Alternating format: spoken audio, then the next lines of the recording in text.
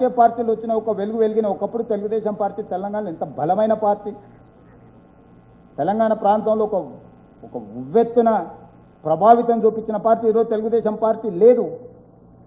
BRS కూడా చంద్రశేఖరరావు గారితోనే ఆ party అయిపోయింది.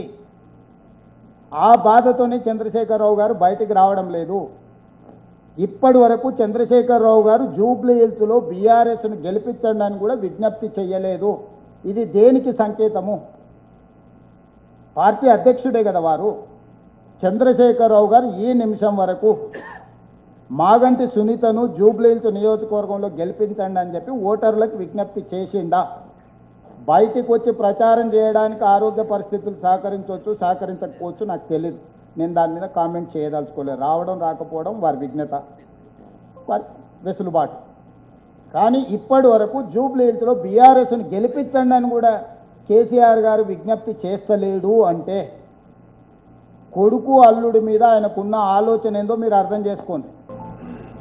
ఆయన చెప్పలేకపోతున్నాడు, కుమిలిపోతున్నాడు.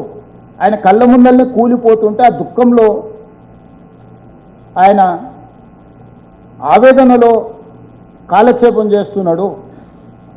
ఆయనను సానుభూతితో చూడాల్సిన పరిస్థితులు వచ్చినాయి తప్ప ప్రత్యర్థిగా పరిగణించాల్సిన పరిస్థితులు లేవు.